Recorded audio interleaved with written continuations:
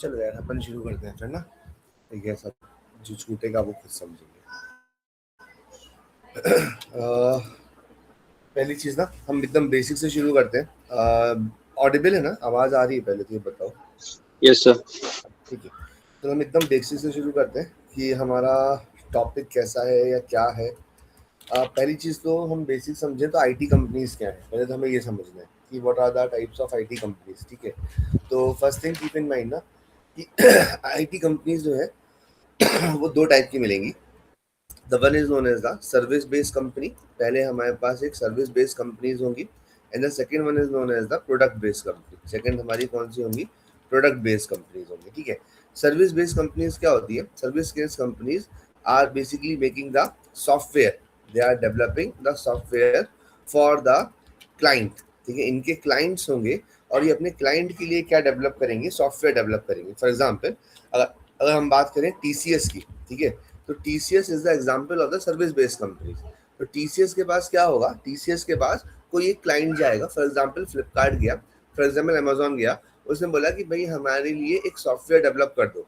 तो टीसीएस क्या करेगी? एक सॉफ्टवेयर डेवलप करके दे देगी और बोलेगी भाई ये रहा आपका सॉफ्टवेयर, और उसका चार्ज ले लेगी। ऑन द अदर हैंड अगर हम प्रोडक्ट बेस्ड कंपनीज की बात करते हैं, तो product based companies are developing the software but they are developing the software for their own. पहले क्या करेंगे ये काम? ये अपना ये भी सॉफ्टवेयर डेवलप करेंगे, बट ये सॉफ्टवेयर किसके लिए करेंगे? For their own, for their own, अपने लिए करेंगे। ठीक है, and then sell the software, sell the software to the client. उसके बाद ये क्लाइंट को क्या करेंगे? सेल करेंगे। जैसे एग्जांपल के लिए अगर हम प्रोडक्ट बेस्ड कंपनीज की बात करते हैं तो माइक्रोसॉफ्ट, ठीक है, Microsoft is the example of the product based company. तो माइक्रोसॉफ्ट ने क्या किया? अपने लिए एक एमएस ऑफिस डेवलप किया और एमएस ऑफिस डेवलप करने के बाद क्लाइंट को एमएस ऑफिस बेचा। अब अगर मान लो हमारे पास फ्लिपकार्ट है या अमेजोन है, अभी फ्लिपकार्ट या अमेजोन जाए माइक्रोसॉफ्ट के पास कि हमारे लिए एक सॉफ्टवेयर डेवलप कर लो, तो they are not the service based companies, तो वो उसके सॉफ्टवेयर डेवलप नहीं करेंगे। ये बात ठीक है? ये ओके बात सर। सर सर इसका एग्जांपल एडोब भी हो सकता है क्या? हो सकता है, बिल्कुल हो सकता है। ठीक है सर। ठीक है, क्योंकि एडोब भी अगर हम बात करें तो they are developing a software for their own, और आप एडोब रीडर परचेज करते हैं, ना कि आप उनके पास जाकर बोलोगे कि अपना सॉफ्टवेयर बात कर सकें। तो सॉफ्टवेयर कंपनीज जो क्लाइंट के लिए डेवलप कर रहे हैं वो सर्विस बेस्ड कंपनीज हैं। जो सॉफ्टवेयर या प्रोडक्ट बना रहे हैं और क्लाइंट को प्रोडक्ट बेच रहे हैं, they are the product based companies. Done. इसका क्या चेंज आएगा वो हम समझेंगे अभी, क्योंकि इसमें ना एक पोस्ट बस डिफरेंट करेगी, और जब आप आगे जाएंगे तो आप बताएंगे कि भाई हमारी कंपनी में कौन सा पोस्ट का व्यक्ति था, बस में ये डिफरेंस आएगा। यहाँ तक कोई इश्यू हो तो मुझे बताओ, इसमें कुछ भी नहीं ना। चलो कुछ बेसिक टर्मिनोलॉजीज हैं, हम उससे शुरू करते हैं। जैसे पहली चीज पूछी जाती है इंटरव्यूज में कई बार कि व्हाट इज एसडीएलसी, एसडीएलसी क्या होता है? ठीक है, तो एसडीएलसी की पहली चीज तो फुल फॉर्म याद रखना। एसडीएलसी का मतलब होता है सॉफ्टवेयर डेवलपमेंट लाइफ साइकिल। ठीक है, पहली बात तो क्या हुआ? सॉफ्टवेयर डेवलपमेंट लाइफ साइकिल, पहली चीज ये याद रखना है। ठीक है, अब सॉफ्टवेयर डेवलपमेंट लाइफ साइकिल होता क्या है या इसके कंपोनेंट क्या है वो हम एक बार देखें। हमें एक सॉफ्टवेयर बना के देना है। फॉर एग्जाम्पल हमारे पास मान लो एक क्लाइंट है, ठीक है, क्लाइंट ने एक कंपनी को, सॉफ्टवेयर कंपनी को बोला कि भाई हमारे लिए एक प्रोडक्ट बना के दो। तो सॉफ्टवेयर कंपनी जो है हमारी, वो सॉफ्टवेयर कंपनी वो प्रोडक्ट किस प्रोसेस से बनाएगी या क्या साइकिल होगी, क्या स्टेप्स फॉलो होंगे, that steps are known as the SDLC. वो क्या कहलाएगा? एसडीएलसी कहलाएगा। ठीक है, अब एक बेसिक से कंसर्न समझना। मान लो एक क्लाइंट एक सॉफ्टवेयर कंपनी के पास आया, तो क्लाइंट ने सबसे पहले बोला सॉफ्टवेयर कंपनी को कि भाई हमारे लिए एक सॉफ्टवेयर बना के दे दो। तो अब सॉफ्टवेयर कंपनीज ऐसे ही सॉफ्टवेयर बनाना शुरू नहीं कर देंगी, उनको पहले क्लाइंट की रिक्वायरमेंट चाहिए होगी कि भाई हम सॉफ्टवेयर बनाएं कैसे, आपको क्या चाहिए है, आपकी रिक्वायरमेंट्स क्या है, आपको फ्लिपकार्ट का पेज चाहिए है, उसमें कौन कौन से आपको सेगमेंट्स चाहिए हैं। तो सबसे पहला काम जब सॉफ्टवेयर कंपनी करेगी किसी भी क्लाइंट से सॉफ्टवेयर डेवलपमेंट में, उसको हम बोलेंगे रिक्वायरमेंट गैदरिंग। ठीक है, उसको हम क्या बोलेंगे? Requirement gathering. तो पहला स्टेप जो होता है वो हमेशा से एसडीएलसी में क्या होगा? रिक्वायरमेंट गैदरिंग होगी। ठीक है, अब याद रखना है यहीं से चेंज आएगा। रिक्वायरमेंट गैदरिंग जो है वो दो लोग करेंगे, दो में से एक करेंगे। एक व्यक्ति होगा जिसको बीए कहा जाएगा, ठीक है। बीए कौन होगा? बीए जो होगा वो बिजनेस एनालिस्ट होगा, ठीक है। बीए हमारा कौन होगा? बिजनेस एनालिस्ट होगा। ये बिजनेस एनालिस्ट जो है वो रिक्वायरमेंट गैदरिंग का काम करेगा। कब करेगा? जब हमारे पास कोई भी सर्विस बेस्ड कंपनी होगी। तो अगर हमारे पास सर्विस बेस्ड कंपनीज हैं तो सर्विस बेस्ड कंपनीज में रिक्वायरमेंट गैदरिंग का काम कौन करेगा? बीए करेगा। और अगर हमारे पास प्रोडक्ट बेस्ड कंपनीज हैं तो प्रोडक्ट बेस्ड कंपनीज में प्रोडक्ट ओनर होता है, ठीक है। प्रोडक्ट ओनर होता है, जो प्रोडक्ट ओनर क्या करता है? प्रोडक्ट हमारे पास प्रोडक्ट का या रिक्वायरमेंट गैदरिंग का काम करता है, ठीक है। तो हमारे पास एक कौन हुआ? हमारे पास एक हुआ प्रोडक्ट ओनर, एक हुआ बिजनेस एनालिस्ट, ठीक है। प्रोडक्ट ओनर कहाँ काम करेगा? प्रोडक्ट ओनर काम करेगा प्रोडक्ट बेस्ड कंपनीज में, ठीक है। तो प्रोडक्ट बेस्ड कंपनीज में कौन काम कर रहा है? प्रोडक्ट ओनर, ठीक है। अब फिर से क्लाइंट ने अपनी रिक्वायरमेंट किसको दी? बीओ को दी और पीओ को दी, ठीक है। तो हमारे पास अगर एसडीएलसी के स्टेप समझे, ठीक है, तो पहला स्टेप क्या होगा एसडीएलसी का? पहला स्टेप होगा रिक्वायरमेंट गैदरिंग। याद रखना है, इंटरव्यूज में क्वेश्चन पूछे जाते हैं या हम वहां भी जाएंगे तो हम इसी बेसिस पर काम करेंगे कि पहला काम क्या करना है। तो पहला काम होगा requirement gathering. Step is the requirement gathering, ठीक है। एक बार सर रिक्वायरमेंट गैदर कर दी, हाँ जी सर एक बार थोड़ा स्टार्टिंग से कर देंगे सर, थोड़ा सा ओवरव्यू। सर मेरा ना एक नेटवर्क इशू कुछ आ ठीक है। गया अभी था, तक अब हमने जाके कुछ ज्वाइन हुआ है डिस्कस बहुत नहीं मुश्किल किया, से। ज्यादा सही चीज नहीं हुई है। बेसिक सी बात हमने क्या करी कि हमारी जो आईटी कंपनीज होती हैं, ये आईटी कंपनीज हमारे पास दो टाइप की हैं। एक हमारे पास सर्विस बेस्ड कंपनीज है और एक हमारे पास प्रोडक्ट बेस्ड कंपनीज है। हमने क्या बात करी कि जो सर्विस बेस्ड कंपनीज होंगी वो क्या करेंगी? वो सॉफ्टवेयर डेवलपमेंट का काम करेंगी और सॉफ्टवेयर डेवलप करके क्लाइंट को देंगी। मतलब इनके क्लाइंट्स होंगे। जैसे एग्जाम्पल के लिए मान लो फ्लिपकार्ट था या अमेजोन था, फ्लिपकार्ट और अमेजोन को अपना कोई सॉफ्टवेयर चाहिए होगा तो वो सॉफ्टवेयर के लिए किसके पास जाएंगे? टीसीएस के पास, एग्जाम्पल मानते हैं। और टीसीएस को बोलेंगे कि भाई हमारे लिए एक सॉफ्टवेयर डेवलप करके दे दो। तो टीसीएस क्या करेगा? उनके लिए सॉफ्टवेयर डेवलप करके देगा, उनसे चार्ज ले लेगा, ठीक है। ऑन द अदर हैंड अगर हम प्रोडक्ट बेस्ड कंपनीज की बात करते हैं तो प्रोडक्ट बेस्ड कंपनीज जो है वो क्लाइंट के लिए सॉफ्टवेयर नहीं बनाती, वो अपने लिए कोई प्रोडक्ट बनाती है और क्लाइंट को वो प्रोडक्ट बेचती है। जैसे एग्जाम्पल के लिए अगर हम बात करें तो माइक्रोसॉफ्ट है, माइक्रोसॉफ्ट ने एमएस ऑफिस बनाया, विंडोज बनाए और इन्होंने एमएस ऑफिस या विंडोज जो है वो क्लाइंट को बेचना शुरू किए। तो इनके डेवलपर जो होंगे, प्रोडक्ट बेस्ड कंपनीज के जो डेवलपर होंगे, वो किसके लिए काम करेंगे? वो अपने ही सॉफ्टवेयर पे डेवलपमेंट के लिए काम करेंगे और उस सॉफ्टवेयर को फिर मार्केट में सेल करेंगे, ठीक है।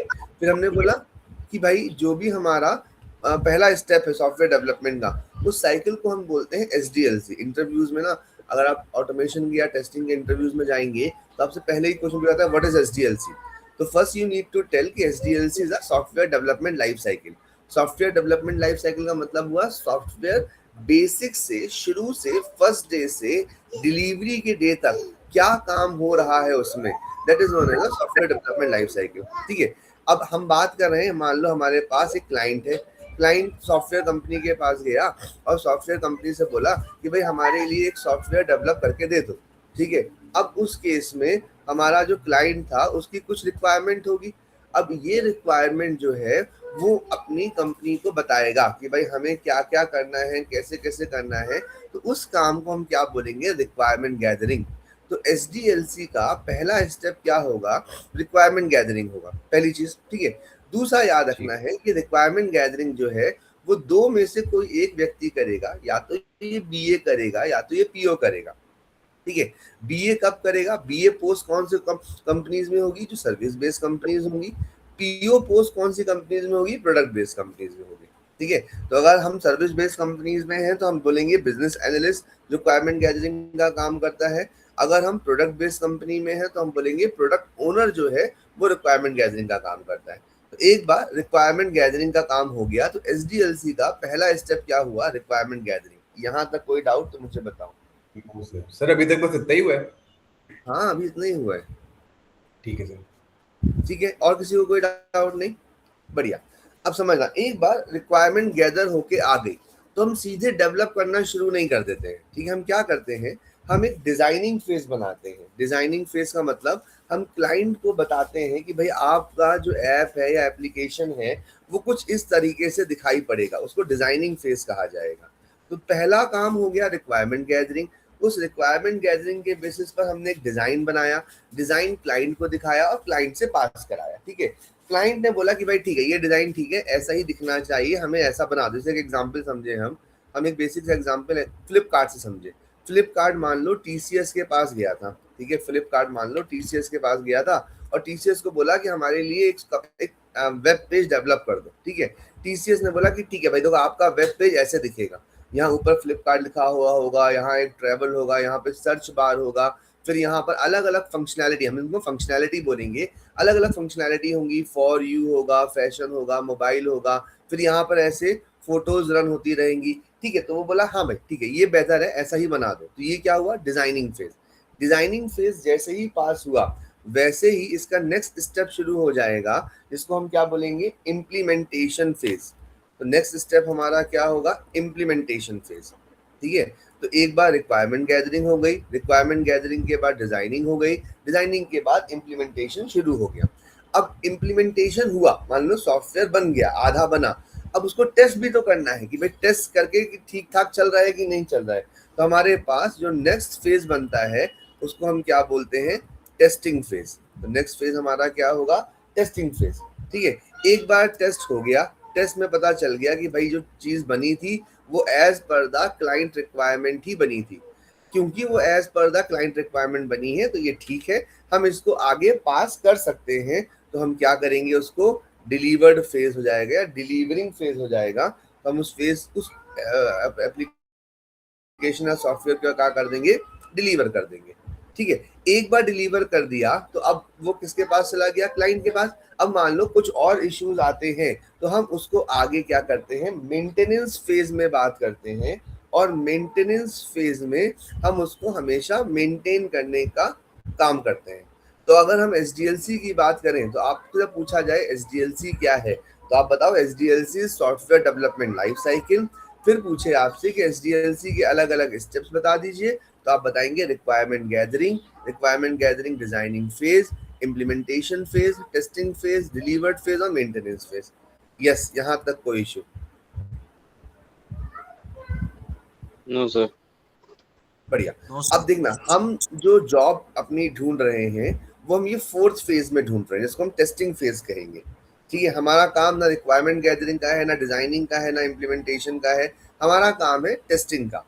तो हमारे लिए इंपॉर्टेंट चीज क्या होती है कि भाई हम काम करने वाले हैं टेस्टिंग का। तो व्हाट इज सॉफ्टवेयर टेस्टिंग? ठीक है, हमारे लिए सबसे इंपॉर्टेंट चीज क्या है कि सॉफ्टवेयर टेस्टिंग क्या है। ठीक है, तो समझना, सॉफ्टवेयर टेस्टिंग का मतलब क्या होता है, हमने एक सॉफ्टवेयर बनाया, हमारी कंपनी ने एक सॉफ्टवेयर बनाया। ठीक है, सॉफ्टवेयर किसके बेसिस पर बनाया, क्लाइंट की रिक्वायरमेंट के बेसिस पर बनाया। तो क्लाइंट की रिक्वायरमेंट के बेसिस पर हमारा एक सॉफ्टवेयर बन गया। सॉफ्टवेयर बनने के बाद हमको टेस्ट करने के लिए दिया गया। तो अब हम ये चेक करेंगे कि जो एप्लीकेशन और सॉफ्टवेयर बना है वो as per the client requirement है कि नहीं है, हम ये चेक करेंगे। और इसी को हम क्या बोलेंगे, सॉफ्टवेयर टेस्टिंग कहेंगे। तो हमसे बोला जाए कि व्हाट इज सॉफ्टवेयर टेस्टिंग, तो हम क्या बोलेंगे, when we verify the client requirement, when we verify the client, जो क्लाइंट की रिक्वायरमेंट है, when we verify the client requirement functionality. ठीक है, when we verify the client requirement functionality. ठीक है, from the develop application, from the developed application. ठीक है, then it is known as software testing, then it is known as software testing. ठीक है, तो अगर हम क्लाइंट की रिक्वायरमेंट को टेस्ट करते हैं कि भाई क्लाइंट की रिक्वायरमेंट जो है वो ठीक है कि नहीं है, उसी रिक्वायरमेंट के बेसिस पर सॉफ्टवेयर डेवलप हुआ है कि नहीं हुआ है, तो वो हमारा क्या कहलाएगा, वो हमारा सॉफ्टवेयर टेस्टिंग कहलाएगा। एक चीज, ठीक है। अब समझना, मेरे पास एक एप्लीकेशन को टेस्ट करने का काम आया, मुझे ये फ्लिपकार्ट दिख रहा है क्या तुम लोगों को? नहीं दिख रहा होगा आई गेस, एक सेकेंड, मैंने पूरी विंडोज शेयर नहीं की।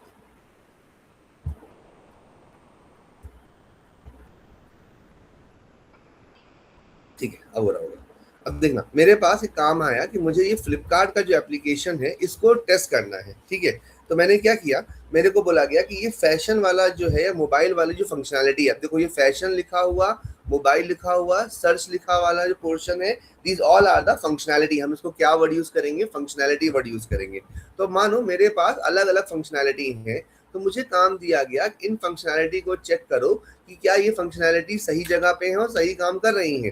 तो मेरे को दिया गया था फॉर यू के बगल में क्या होना है, फैशन, उसके साइड में क्या होना है, मोबाइल, उसके साइड में क्या होना है, ब्यूटी, उसके साइड में क्या होना है, इलेक्ट्रॉनिक्स। बंदे, ठीक है। If I click on the electronic good should be open on the Flipkart. हमें ये काम दिया गया था। मैंने क्या किया, मैंने फ्लिपकार्ट का यूआरएल ओपन किया और सब चीजें देख ली। अच्छा, फैशन है, फैशन के बगल में मोबाइल है, फिर ब्यूटी है, फिर इलेक्ट्रॉनिक्स है, फिर होम है, फिर अप्लायंसेज है, फिर टॉयज है, फिर फूड है। हर चीज अपनी अपनी जगह पर ठीक है, ठीक है। और अपनी अपनी जगह पर ठीक है, तो हम उसको पास कर देंगे कि हाँ ये application as per the client requirement develop हुआ है। ऐसी सॉफ्टवेयर टेस्टिंग को हम मैनुअल टेस्टिंग कहते हैं, जहां पर हम मैनुअली टेस्ट करें कि सॉफ्टवेयर जो है वो ठीक से काम कर रहा है कि नहीं कर रहा है। तो software testing are of two types, दो टाइप्स ही होगी। पहली सॉफ्टवेयर टेस्टिंग जो होगी उसको हम बोलेंगे मैनुअल टेस्टिंग, ठीक है। जो पहली टेस्टिंग होगी उसको हम क्या बोलेंगे, मैनुअल टेस्टिंग कहेंगे। मैनुअल टेस्टिंग में हम क्या करते हैं, हम एप्लीकेशन या सॉफ्टवेयर को टेस्ट करते हैं विदाउट एनी ऑटोमेटेड टूल। तो when we verify any software, or application without using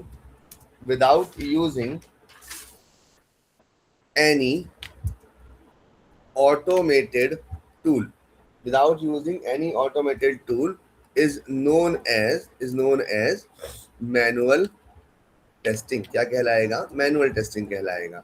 अब एक काम और कर सकते हैं कि अगर हम इसको नहीं चाहते कि ये हम खुद एक एक जाकर चेक करें, तो दूसरा तरीका क्या है कि हम एक ऐसा स्क्रिप्ट लिख दें जो स्क्रिप्ट हमारे लिए ये काम जाके चेक कर ले। मतलब हम एक ऐसा सॉफ्टवेयर बना दें, एक ऐसा कोड लिख दे जिस कोड में वो जाके चेक करे कि हाँ फॉर यू के बाद फैशन है, फैशन के बाद मोबाइल है, मोबाइल के बाद ब्यूटी है, ये अपने आप से चेक होता रहे। ऐसे टाइप की टेस्टिंग को हम क्या बोलते हैं, ऑटोमेटेड टेस्टिंग कहते हैं। हम क्या बोलते हैं, ऑटोमेटेड टेस्टिंग कहेंगे या ऑटोमेशन टेस्टिंग कहेंगे, आप जो बोलना चाहें। आप चाहें तो उसको ऑटोमेशन टेस्टिंग भी कह सकते हैं, ऑटोमेशन टेस्टिंग कहेंगे। तो ऑटोमेशन टेस्टिंग में हम क्या करते हैं, व्हेन वी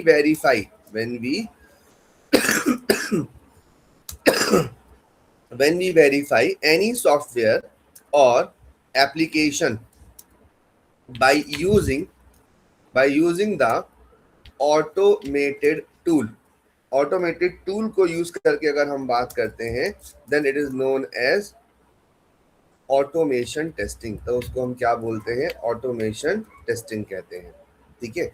अब क्योंकि हम बात कर रहे हैं कि हमें कोई ऑटोमेशन टूल यूज करना है, ठीक है, तो हमसे पूछा जाएगा कि भाई आप कौन सा ऑटोमेशन टूल यूज करते थे। तो आप क्या कहेंगे कि आप जो भी ऑटोमेशन टेस्टिंग के लिए टूल यूज करते थे उसका नाम क्या था, उसका नाम था हमारा सेलेनियम, ठीक है। तो हम क्या यूज करते थे, हम यूज करते थे सेलेनियम, ठीक है। अब क्योंकि सेलेनियम जो है वो अलग अलग लैंग्वेज यूज करता है, सपोर्ट करता है, तो हम सेलेनियम में जो लैंग्वेज यूज करते थे वो कौन सी थी, जावा। ये हम आगे देखेंगे, अभी हम आगे देखेंगे इसको। अभी तक इन दोनों चीजों में कोई डाउट हो तो मुझे बताओ फिर से। No sir. बढ़िया बढ़िया, ठीक है। अब दूसरी चीज क्या बनी, जब हमने SDLC की बात करी तो SDLC में फोर्थ फेज बना टेस्टिंग, ठीक है। तो हमने समझा कि भाई टेस्टिंग में हम सेटल हो रहे हैं, मतलब हम as a automation test engineer settle हो रहे हैं, तो हम फोर्थ फेज के पार्ट हैं। तो हमने जाना कि भाई सॉफ्टवेयर टेस्टिंग क्या होती है, फिर हमने बोला कि सॉफ्टवेयर टेस्टिंग जो है वो दो टाइप की होती है, हमने ये समझा। अब यहीं से एक और कंसर्न आता है, क्योंकि हम टेस्टिंग फेज में हैं तो हमारे पास एक और चीज बनती है जिसको हम बोलते हैं STLC, ठीक है। STLC क्या होता है, STLC का मतलब होता है सॉफ्टवेयर टेस्टिंग लाइफ साइकिल। इसकी फुल फॉर्म भी पूछी जाती है, ये भी याद रखनी है। अगर पूछा जाए SDLC तो आप SDLC को क्या बोलोगे कि SDLC software development life cycle. पूछा जाए STLC तो STLC को क्या बोलोगे, सॉफ्टवेयर टेस्टिंग लाइफ साइकिल। ठीक है, दो चीजें हमें याद रखनी है ना। अब okay software sir. Testing life sir cycle को उधर समझो। STLC कर दो, वहाँ पे आपने CL कर दिया। Okay, what is STCL sir? STLC ठीक है। अब जैसा हमने पहले देखा था कि हमारे पास सबसे पहला काम तो होगा रिक्वायरमेंट गैदरिंग भाई, क्योंकि अगर रिक्वायरमेंट ही नहीं है, हमें पता ही नहीं है कि हमें टेस्ट क्या करना है, तो सबसे पहले तो हम क्या करेंगे, रिक्वायरमेंट गैदरिंग का काम करेंगे। ठीक है, रिक्वायरमेंट गैदरिंग कौन करेगा, या तो BA करेगा अगर हमारे पास सर्विस बेस्ड कंपनी होगी, या तो PO करेगा अगर हमारे पास प्रोडक्ट बेस्ड कंपनी होगी। ठीक है, इन दोनों में से किसी ने भी, हम जैसी भी कंपनीज में हैं, जो भी रिक्वायरमेंट गैदरिंग करी है, ये रिक्वायरमेंट गैदरिंग करके साइमल्टेनियसली डेवलपर को भी देते हैं और साइमल्टेनियसली ये किसको देंगे, टेस्टर को। तो मान लो हम एक कंपनी में हैं, मान लो मैं BA हूँ, ठीक है, और हमारे पास दो लोग हैं, एक है अक्षय जो डेवलपर है फॉर एग्जाम्पल, और एक है ओजस, मान लो वो टेस्टर है। ठीक है, तो मैंने क्या किया, मैंने क्लाइंट से रिक्वायरमेंट गैदरिंग ली, मैंने अक्षय जो डेवलपर है उसको वो रिक्वायरमेंट दे दी, और उसी वक्त मैंने टेस्टर जो हमारा ओजस है उसको भी वो रिक्वायरमेंट दे दी। ठीक है, अब क्या होगा, साइमल्टेनियसली अक्षय जो डेवलपर है वो उस एप्लीकेशन को डेवलप करेगा, और साइड बाय साइड जो ओजस हमारा टेस्टर है वो उसके टेस्ट केसेस बनाएगा। समझना, अभी हमारे पास सॉफ्टवेयर एप्लीकेशन बन के आई नहीं है, अभी वो अक्षय डेवलप कर रहा है, लेकिन जब वो बन के आ जाए और फिर ये प्लान करें ओजस की भाई हम ये टेस्ट करेंगे, तो टाइम वेस्ट होगा। तो उस केस में वो क्या करेगा, वो पहले से एक टेस्ट केस बना के रखेगा कि भाई अगर मान लो कल एप्लीकेशन हमारे पास बन के आ जाती है या फंक्शनैलिटी ऑफ द एप्लीकेशन बन के आ जाती है, तो उस केस में हम कौन कौन से टेस्ट करेंगे वो पहले से प्लान करके रखेगा। और इसके लिए सेकेंड स्टेप क्या होगा, टेस्ट प्लानिंग। ठीक है, टेस्ट प्लानिंग यहाँ तो समझ में आया। Yes sir. Yes sir. इसको टेस्ट क्रिएशन, इसको टेस्ट केस क्रिएशन भी कहते हैं। टेस्ट केस क्रिएशन मतलब हमें पहले से बना के चल रहे हैं कि कल हमारा एप्लीकेशन जब बन के आएगा तो हम ये काम करेंगे, एक चीज। ठीक है, अब हमारे पास मान लो एप्लीकेशन बन के आ गया। ठीक है, अब यही सेम एप्लीकेशन समझो, मान लो यही एप्लीकेशन मेरे पास फ्लिपकार्ट था, ये बन के आ गया। अब मुझे चेक करना है कि क्या 2 व्हीलर का ऑर्डर हो रहा है कि नहीं हो रहा है। अब 2 व्हीलर का ऑर्डर हो रहा है कि नहीं हो रहा है, तो मैं क्या किया, मैंने फॉर एग्जाम्पल सुजुकी पे क्लिक किया। सुजुकी के बाद मेरे पास एक गाड़ी चाहिए थी मुझे टेस्ट करने के लिए, मान लो मैंने एक गाड़ी की जो हमारी सुजुकी जिक्सर है, मैंने इसको क्लिक किया। अब मेरे को टेस्ट करना था कि ये ऑर्डर हो रहा है कि नहीं हो रहा है, तो मुझे बाई नाउ पर क्लिक करना पड़ेगा। अब बाई नाउ पे मैं जैसे ही क्लिक करूंगा, ये मुझसे क्या मांगेगा, डिटेल मांगेगा। ठीक है, और डिटेल के साथ साथ पैसे भी मांगेगा, जैसे अभी तो करेंटली आउट ऑफ स्टॉक है, लेकिन ये मुझसे पैसे भी मांगेगा। तो अगर मुझे इसे बाई करना हो तो मुझे 1,93,000 जो है वो पे करके चेक करना पड़ेगा कि यहाँ से ये ऑर्डर हो रहा है कि नहीं हो रहा है। ये बात समझ में आई। तो उस केस में टेस्टर कितनी एप्लीकेशंस पर या कितनी चीजों पर जाकर पे करेगा। ठीक है भाई, इतना तो उसके पास सैलरी भी नहीं है जितना उसको ऑर्डर करना पड़ जाएगा। तो वो टेस्ट जो है हमेशा लाइव एप्लीकेशन पर नहीं करता, वो हमेशा एक डमी इन्वायरमेंट पे करता है, और इसको हम क्या बोलते हैं, नेक्स्ट स्टेप कहते हैं, जिसको हम इन्वायरमेंट सेटअप कहेंगे। और इन्वायरमेंट सेटअप में जो होगा वो कैसे होगा, डमी इन्वायरमेंट होगा, और डमी इन्वायरमेंट पर जो है वो टेस्ट किया जाएगा। तो डमी इन्वायरमेंट टेस्टिंग की जाएगी, हमारा थर्ड स्टेप होगा। ये बात ठीक है। Yes sir. एक बार डमी इन्वायरमेंट बन गया तो हम क्या करेंगे, उस पे जो भी हमने टेस्ट केस बनाए थे उन टेस्ट केस का एग्जीक्यूशन करेंगे। ठीक है, उन टेस्ट केस का एग्जीक्यूशन करेंगे, मतलब हमने टेस्ट केस जो पहले बना के रखे थे हम उसको अप्लाई करके देखेंगे कि वो ठीक चल रहे हैं कि नहीं चल रहे हैं। ठीक है, एक बार टेस्ट केस एग्जीक्यूशन हो गया, ठीक है, सर ये आवाज कट रही है टेस्ट केस एग्जीक्यूशन, सर ये आवाज टेस्ट नहीं केस आ रही है एग्जीक्यूशन,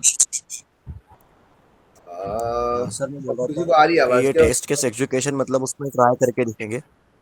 हाँ बिल्कुल बिल्कुल, टेस्ट केस एग्जीक्यूशन का मतलब होता है कि हमने जो टेस्ट केस बनाए थे उन टेस्ट केस को हम अप्लाई करके देखेंगे कि वो प्रॉपर्ली वर्क कर रहे हैं कि नहीं कर रहे हैं। Okay sir.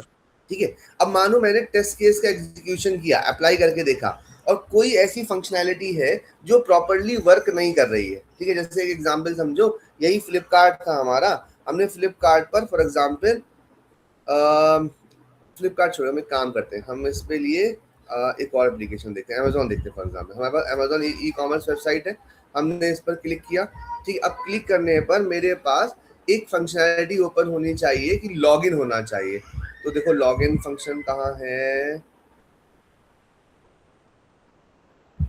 लॉगिन कहाँ, हाँ ये देखो साइन इन आया, साइन इन क्लिक किया। अब साइन इन में होना क्या चाहिए कि मैं अपना फोन नंबर अगर डालूं तो फोन नंबर डालने पर मेरा एक ओटीपी जनरेट होके लॉगिन हो जाना चाहिए, मतलब मुझसे वो पासवर्ड मांगना चाहिए, ठीक है। ये मेरे पास फंक्शनैलिटी थी। अब एग्जांपल के लिए मैं यहाँ पर एक रैंडम गलत नंबर भी डाल दूं, ठीक है, और गलत नंबर डालने पर भी वो मुझे क्या करे, कंटिन्यू कर दे, जबकि उसको देना क्या चाहिए, उसको देना चाहिए था इनवैलिड मोबाइल नंबर। देखो उसने दिखा है इनवैलिड मोबाइल नंबर, लेकिन अगर वो इनवैलिड मोबाइल नंबर ना बोले और सीधे ओटीपी या पासवर्ड मांग ले तो ये कहीं ना कहीं गड़बड़ है, बग है, ठीक है। तो अगर मैंने जब टेस्ट केस एग्जीक्यूशन किया और टेस्ट केस एग्जीक्यूशन में मुझे कोई बग मिला तो मैं क्या करूंगा, मैं उसको डिफेक्ट लॉगिंग बताऊंगा। डिफेक्ट लॉगिंग मतलब मैं डेवलपर को बताऊंगा कि भाई ये जो आपने काम किया है इसमें ये बग है, इसको फिक्स करो। ये बात ठीक है? Yes sir. बढ़िया। अब जिस मीडियम से बताएंगे, अब ऐसा नहीं होगा कि मैं टेस्टर हूं तो मैं फ्लोर पे बैठा हुआ हूं, मुझे एक बग मिला, मैं अपना लैपटॉप लेके डेवलपर के पास गया कि देखो भाई डेवलपर ये काम ठीक से नहीं हो रहा है, ठीक है, इसको ठीक से करो। ऐसा नहीं करेंगे हम। तो हम क्या करेंगे, हम उसके लिए एक टूल यूज होता है जिसका नाम होता है जीरा, ठीक है। तो जीरा टूल यूज होगा, Jira tool is use to inform, Jira tool is use to inform the bug to developer, the bug to developer. मतलब मुझे डेवलपर को जब बताना होगा तो मैं जीरा टूल होगा, जीरा टूल अभी के हिसाब से ऐसा समझ लो, हम आगे देखेंगे कि एक मैसेजिंग टूल है जहां पर हम उसको पिंग कर देंगे उसके नाम के साथ और बोलेंगे कि भाई this is defect I found in the let's say application, तो आप इसको फिक्स कर दो, ठीक है। डेवलपर ने वो बग फिक्स किया, तो बग फिक्स करने के बाद मुझे बता देगा और मैं क्या करूंगा, टेस्ट लाइफ साइकिल जो है या टेस्ट साइकिल जो है उस टेस्ट साइकिल का क्लोजर हो जाएगा और यहाँ पे हमारा जो सेक्शन है वो हमारा क्या हो जाएगा, खत्म हो जाएगा, ठीक है। क्लोजर को हम ऐसे लिखेंगे चाहो तो, it's a closure of cycle between the developer and tester, ठीक है। इसमें कोई डाउट तो मुझे बताओ।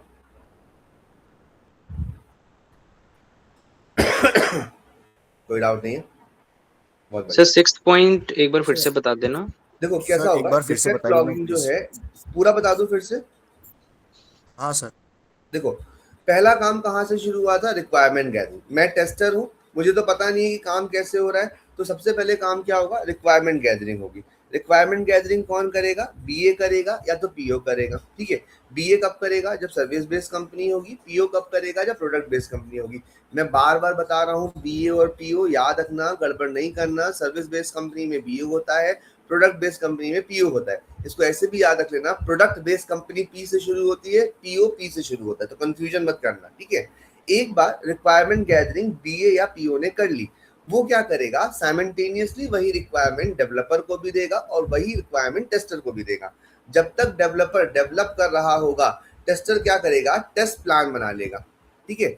अब उसके पास जब टेस्ट प्लान बन गया कि मुझे ये चीजें टेस्ट करनी है, तो डेवलपर ने डेवलप करके उसको दिया, तो वो क्या करेगा, तीसरा काम एक एनवायरनमेंट सेटअप करेगा। एनवायरनमेंट सेटअप का मतलब होता है कि वो लाइव एप्लीकेशन या सॉफ्टवेयर पर टेस्टिंग नहीं करेगा, ठीक है। वो उसके लिए डमी इन्वायरमेंट बनवाएगा और डमी इन्वायरमेंट पे टेस्ट करेगा, क्योंकि अभी अभी हमने देखा कि अगर वो लाइव एप्लीकेशन या सॉफ्टवेयर पे टेस्टिंग करता है तो उस केस में क्या होगा, उसको वो पेमेंट खुद करने पड़ेंगे, जिसका चार्ज उसको बियर करना पड़ेगा। इसलिए उसने एक डमी इन्वायरमेंट बनवा लिया और डमी इन्वायरमेंट पे काम करना शुरू किया ताकि उसको चार्जेस ना लगे, पहला।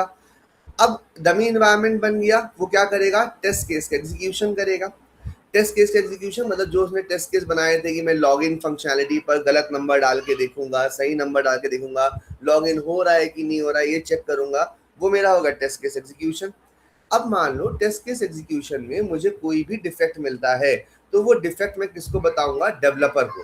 तो हमने क्या बात करी कि वो फिजिकली जाके नहीं बताएगा कि डेवलपर साहब ये गलतियां हैं आप चेक कर लो, वैसा नहीं बताएगा। वो क्या करेगा? वो एक टूल के थ्रू उसको बताएगा। उस टूल का नाम है जीरा। तो जीरा ऐसा टूल है समझो जहां पर उसने सभी लोग हैं, डेवलपर भी है, टेस्टर भी है, बीए भी है, मैनेजर भी है, सारे लोग हैं। तो वो क्या करेगा? डेवलपर को उसमें पिंग कर देगा कि भाई हमें इस फंक्शनैलिटी में टेस्टिंग के टाइम पर ये फॉल्ट देखने को मिले हैं, आप इसको चेक कर लो। ठीक है, डेवलपर क्या करेगा? डेवलपर उसको डेवलप टेस्ट फिक्स करके टेस्टर को देगा। ठीक है, टेस्टर ने टेस्ट किया, उसे लगा ठीक है, तो वो क्या करेगा? टेस्ट साइकिल का क्लोजर कर देगा। टेस्ट साइकिल का क्लोजर मतलब उसके हिसाब से अब सारी फंक्शनैलिटी ठीक चल रही है। जो टेस्टर और डेवलपर के बीच एक साइकिल चल रही थी कि आप ये देखो टेस्ट करो ठीक है कि नहीं है, तो वो साइकिल का क्लोजर हो जाएगा और यहाँ पर STLC जो है वो एंड हो जाएगा। यस,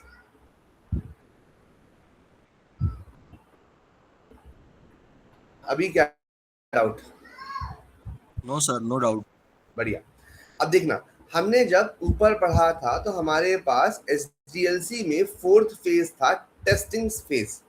उस टेस्टिंग फेज के लिए हमने क्या बनाया? STLC बनाया, जिसको हमने बोला सॉफ्टवेयर टेस्टिंग लाइफ साइकिल। अब यहाँ पर 5th फेज क्या है?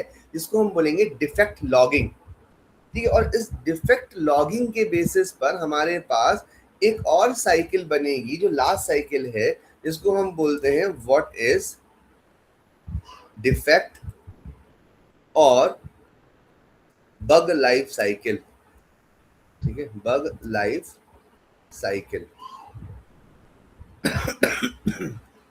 Bug life cycle. ठीक है, डिफेक्ट और बग लाइफ साइकिल समझना। डिफेक्ट और बग लाइफ साइकिल का मतलब क्या हुआ? जब हमारे पास 4th फेज में टेस्ट केस का एग्जीक्यूशन हुआ था, तो इस टेस्ट केस के एग्जीक्यूशन में हमने एक डिफेक्ट फाइंड किया था और उस डिफेक्ट को हमने किसको बता दिया था? डेवलपर को बता दिया था।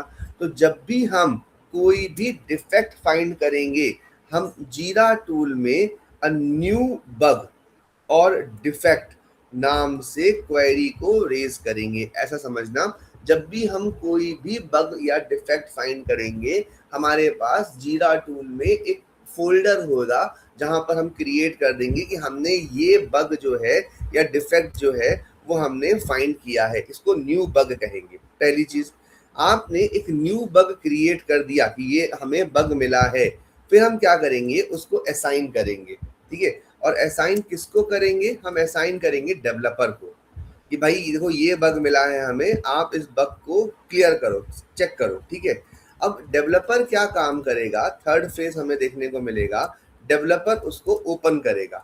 ठीक है, डेवलपर ने क्या किया? ओपन किया।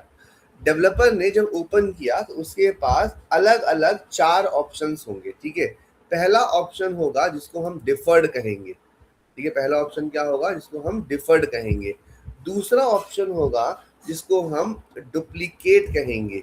ठीक है, दूसरा ऑप्शन क्या होगा? डुप्लीकेट कहा जाएगा। तीसरा ऑप्शन जो होगा उसको हम रिजेक्ट कहेंगे। ठीक है, तीसरा ऑप्शन क्या होगा? रिजेक्ट होगा। और जो चौथा ऑप्शन होगा वो क्या होगा? फिक्स होगा। ठीक है, एक एक करके समझते हैं।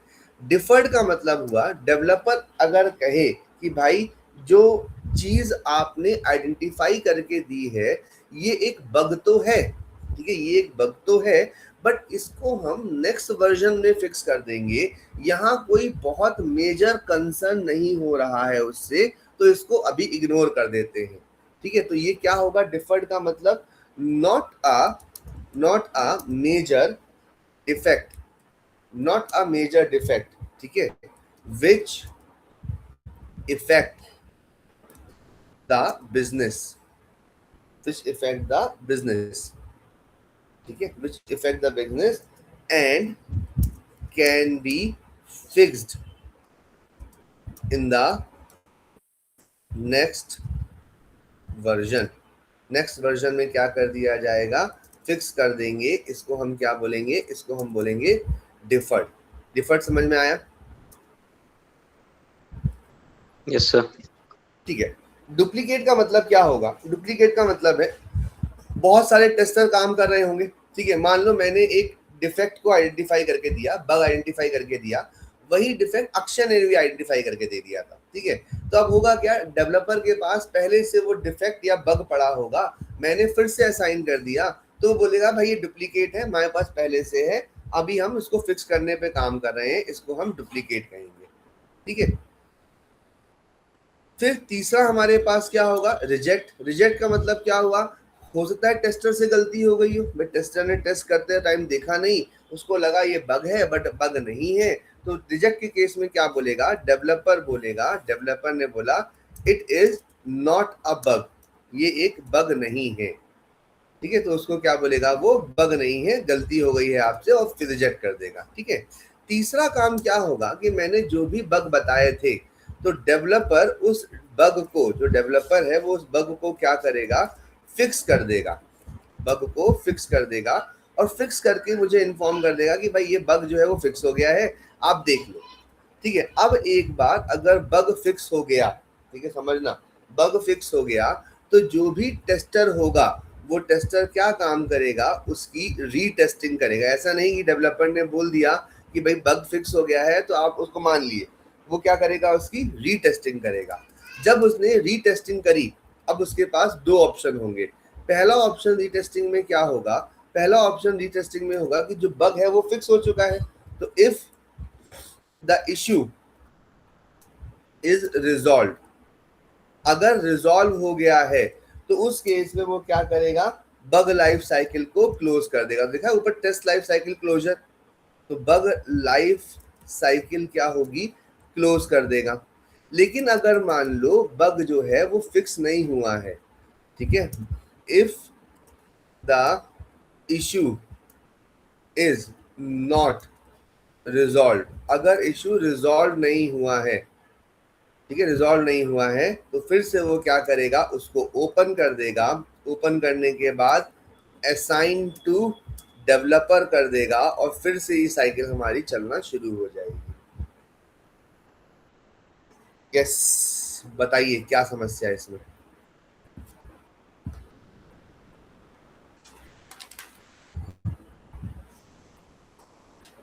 कोई समस्या नहीं? No sir.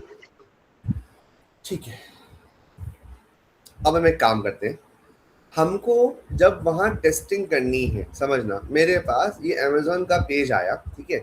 अब अमेज़न के पेज पर मेरे को ये टेस्ट करना था कि क्या ये अमेज़न की जो लॉगिन फंक्शनैलिटी है, ठीक है, जो अमेज़न की लॉगिन फंक्शनैलिटी है, वो लॉगिन फंक्शनैलिटी प्रॉपर्ली वर्क कर रही है कि नहीं कर रही है। मुझे ये काम दिया गया था, ठीक है, मुझे सिर्फ काम दिया गया था कि मैं अमेज़न की लॉगिन फंक्शनैलिटी पर टेस्ट बनाऊं कि क्या ये प्रॉपर्ली वर्क कर रहा है कि नहीं कर रहा है, ठीक है। अब मैंने मैनुअल टेस्टिंग करी, मैंने क्या किया, मैंने यहाँ पे गया, मैंने इस पे साइन इन पर क्लिक किया, नंबर डाल के चेक किया, नंबर से लॉगिन हो गया, मैंने बोला लॉगिन हो, ठीक है, लॉगिन हो गया, मतलब टेस्ट ठीक है। अब ये डेवलपर ठीक है, कल को क्लाइंट को डिलीवर कर दिया गया, क्लाइंट ने देखा ये तो लॉगिन हो ही नहीं रहा है, ये तो गड़बड़ एप्लीकेशन डेवलप हुई है, तो किसको बोला जाएगा, डेवलपर को कि टेस्टर को? टेस्टर को। ठीक है, किसको बोला डेवलपर जाएगा, को। टेस्टर को। डेवलपर से ज्यादा रिस्पॉन्सिबिलिटी उस केस में किसकी बनेगी, टेस्टर की बनेगी। और क्योंकि डेवलपर से ज्यादा रिस्पॉन्सिबिलिटी टेस्टर की बनेगी, तो टेस्टर को दिखाना पड़ेगा, बताना पड़ेगा कि भाई मैंने जब टेस्ट किया था तो ठीक कर रहा था काम, अभी नहीं कर रहा है वो मुझे नहीं मालूम, लेकिन जब मुझे ये एप्लीकेशन मिली थी तब ये ठीक से काम कर रहा था। तो इसका मतलब जब भी हम कोई मैनुअल टेस्ट केस बनाएंगे, हम हमेशा उसका कुछ डॉक्यूमेंट्स मेंटेन करेंगे, ताकि इन फ्यूचर में अगर कुछ इश्यूज क्रिएट होते हैं तो हमारे पास वैलिडेट करने के लिए हमारे पास कुछ डॉक्यूमेंटेशन होने चाहिए, ठीक है। उन डॉक्यूमेंट्स को जिनको हम बनाएंगे, उनको हम किस पे बनाएंगे, एक्सेल शीट पे बनाएंगे। याद रखना, अगर मैनुअल इंटरव्यूज के क्वेश्चन देखते हो तो वो आपसे टेस्ट केस बनाने को बोलता है, तो कई बार हम क्या करते हैं, नोट पैड पर टेस्ट केस बनाना शुरू कर देते हैं। तो नोट पैड पर जब हम टेस्ट केस बनाना शुरू करते हैं ना, तो इंटरव्यूअर पूछता है कि आप अपनी कंपनी में भी नोट पैड बनाने थे, तो हम बोलेंगे नहीं, हम अपनी कंपनी पर नोट पैड पर नहीं बनाते थे। इसलिए अगर इंटरव्यू में टेस्ट केस बनाने को बोलेगा तो हमेशा टेस्ट केस कहाँ बनाए जाएंगे, एक्सेल शीट पर ही बनाए जाएंगे, याद रखना है, ठीक है। अब एक्सेल शीट पर जब हम टेस्ट केसेस बनाएंगे या मैनुअल टेस्ट केसेस की बात कर रहे हैं ना, तो हमारे पास डिफरेंट फील्ड्स होती हैं जिन फील्ड्स पर हम डिफरेंट डेटा इनपुट लेते हैं और उन्हीं डेटा को हम टेस्ट करके अपना डॉक्यूमेंट मेंटेन करते हैं। तो इंटरव्यूज में ये भी पूछा जाता है कि आपकी मैनुअल टेस्ट केस की फील्ड के नाम बताओ। ठीक है, अब हम एक एक करके बात करते हैं। यहां तक कोई डाउट हो तो मुझे बताओ, किसी को भी कोई डाउट? No, sir. बढ़िया। पहली टेस्ट केस की जो फील्ड होगी उसको हम बोलेंगे टीसीआईडी। ठीक है, पहला जो होगा उसको क्या बोलेंगे हम? टीसीआईडी। ठीक है, टीसीआईडी मतलब टेस्ट केस आईडी। पहला हो गया टेस्ट केस आईडी। ठीक है, दूसरी फील्ड जो हमारी होगी उसको हम बोलेंगे स्टेप या हम बोलेंगे उसको एक्शन। ठीक है, हम क्या बोलेंगे? स्टेप बोलेंगे या फिर हम क्या बोलेंगे? एक्शन बोलेंगे। ठीक है, दूसरा जो फील्ड हमारी होगी, दूसरी होगी एक्शन या स्टेप हो गया। तीसरी फील्ड जो हमारी होगी वो तीसरी फील्ड हमारी कहलाएगी टेस्ट डेटा। Test data. ठीक है, फिर हमारे पास जो नेक्स्ट फील्ड होगी उस नेक्स्ट फील्ड को हम क्या बोलेंगे? Expected result. Expected result. ठीक है, फिर हमारे पास जो नेक्स्ट फील्ड बनेगी उसको हम बोलेंगे एक्चुअल रिजल्ट। हम क्या बोलेंगे उसको? Actual result. ठीक है, एक्चुअल रिजल्ट के बाद जो हमारी नेक्स्ट फील्ड बनेगी हम उसको बोलेंगे स्टेटस। स्टेटस। ठीक है, स्टेटस के बाद जो नेक्स्ट फील्ड बनेगी उसको हम बोलेंगे रिमार्क। ठीक है, हम उसको क्या बोलेंगे? रिमार्क कहेंगे। ठीक है, रिमार्क। और लास्ट फील्ड जो हमारी बनेगी हम वहां क्या करेंगे? जितना भी हमने टेस्ट लाया है हम उसका एक स्क्रीनशॉट रखेंगे और हम उसको बोलेंगे स्क्रीनशॉट। ठीक है, अगर इंटरव्यू पूछता है कि भाई आप जब टेस्ट केसेस बनाते थे तो आप टेस्ट केसेस बनाने में कौन कौन सी फील्ड का यूज करते थे, तो आपको बोलना है कि हमारी लास्ट कंपनीज में हमारे पास टीसीआईडी, स्टेप्स, एक्शन, टेस्ट डेटा, यही फील्ड जो थी हम इन्हीं को मेजरली क्या करते थे? यूज करते थे। ये ऐसे ही बताना है। ये बात ठीक है? Yes sir. ठीक है, अब देखना आगे समझते हैं। मान लो मेरे पास ये एक लॉगिन फंक्शनैलिटी थी। लॉगिन फंक्शनैलिटी मुझे चेक करने को दी गई। मुझे सबसे पहले दिया गया लॉगिन फंक्शनैलिटी चेक करो। तो मुझे बताओ, ऐसा आपको बोला गया कि आपको अमेज़न की लॉगिन फंक्शनैलिटी को चेक करना है, तो सबसे पहला स्टेप क्या होगा?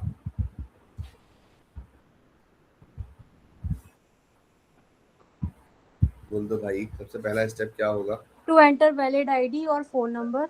नहीं भाई, उसके पहले भी आपको एक काम करना पड़ेगा ना। आप अपनी एप्लीकेशन को ओपन नहीं करोगे क्या? यस सर, बोलेंगे। तो सबसे पहला काम क्या है? हम स्टेप बाय स्टेप लिखेंगे। जब भी हम टेस्ट केसेस लिखेंगे, हमेशा टेस्ट केसेस हम कैसे लिखेंगे? स्टेप बाय स्टेप लिखेंगे। तो सबसे पहले हम काम करेंगे अपना amazon.in को ओपन करेंगे। अब समझना, मेरा पहला टेस्ट केस कैसे बनेगा? मैंने आईडी लिखनी थी तो मैंने लिखा TC001। ठीक है, आईडी क्या लिखी? TC001। एक्शन, पहला एक्शन क्या है? To open the application. ये भी तो चेक करना है ना कि एप्लीकेशन ओपन हो रहा है कि नहीं हो रहा है। To Yes, open sir. The application. To open the application.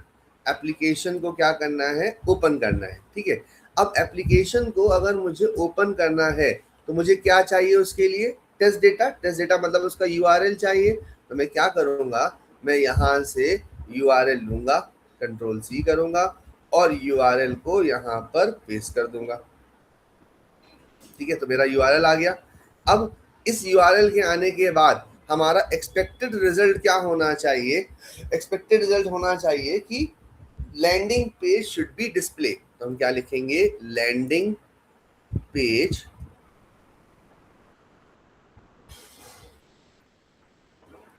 Should be display. ठीक है, ये हमारा एक्सपेक्टेड रिजल्ट हुआ। एक्सपेक्टेड रिजल्ट हुआ तो हमारा एक्चुअल रिजल्ट क्या आ रहा है? ये भी देखो। तो एक्चुअल रिजल्ट में हमारा पेज ओपन हो रहा है। क्योंकि एक्चुअल रिजल्ट में हमारा पेज ओपन हो रहा है तो हम एक्चुअल रिजल्ट में क्या लिखेंगे? It's as per expectation. It's as per expectation. Is as per expectation.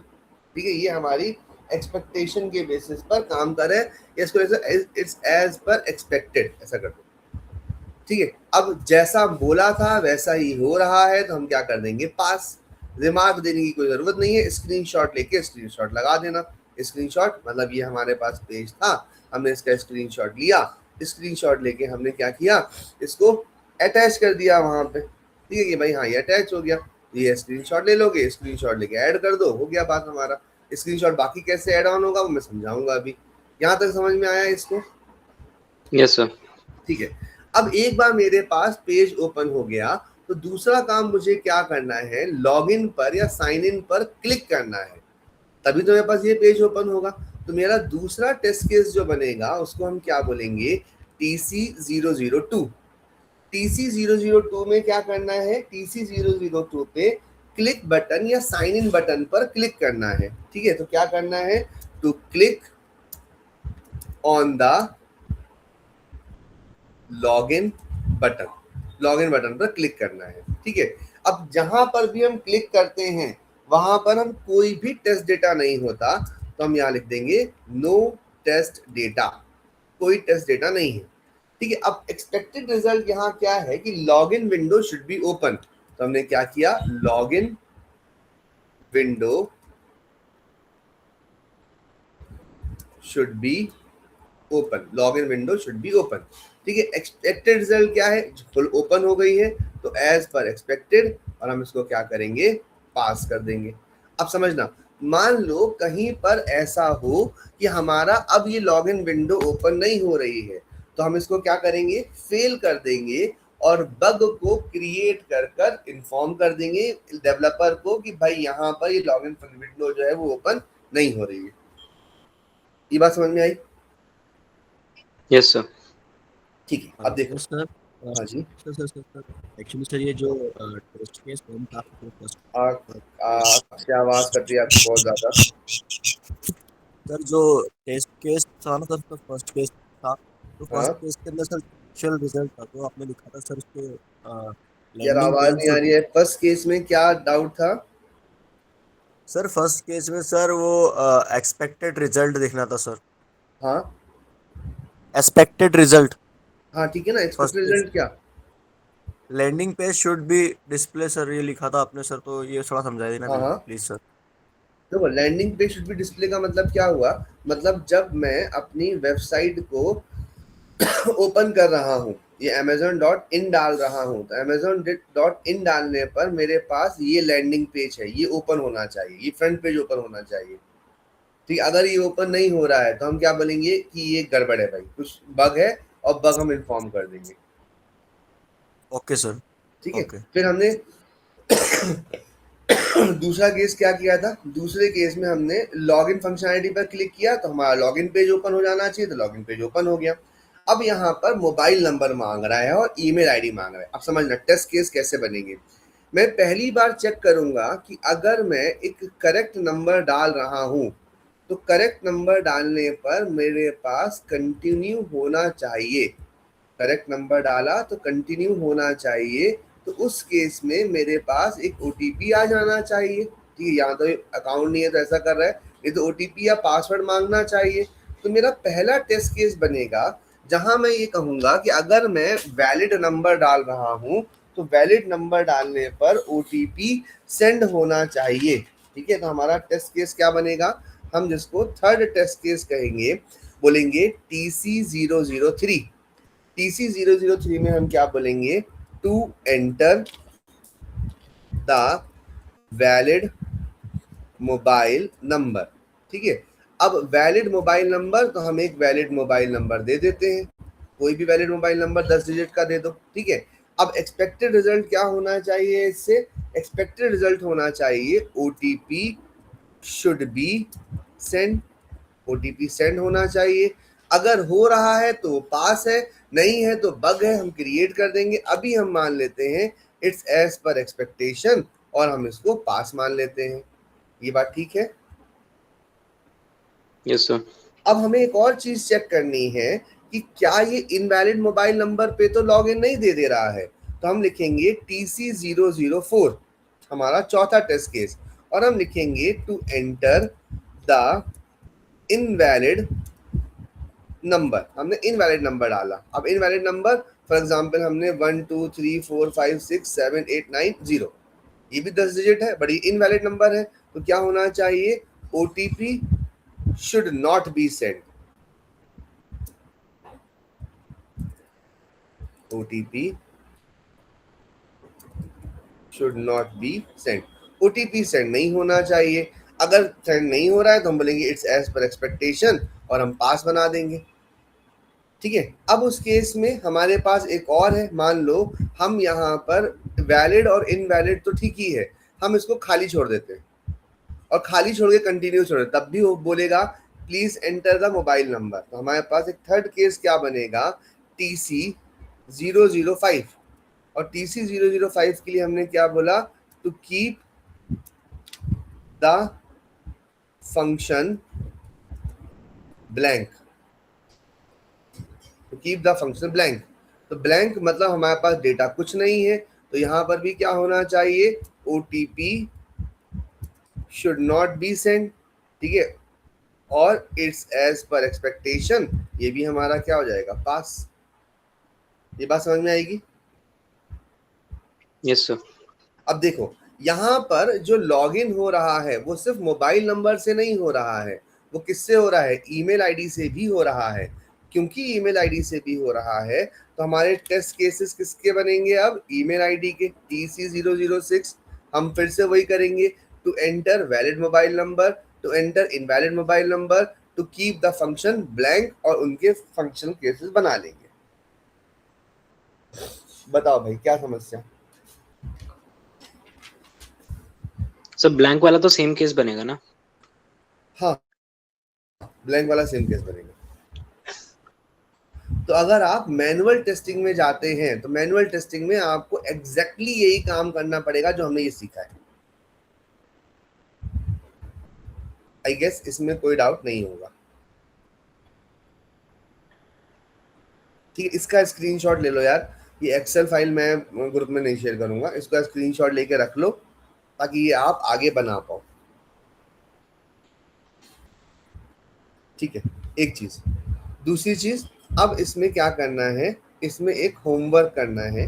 Homework ये करना है, फॉर एग्जाम्पल मेरे पास मान लो फेसबुक है, ठीक है।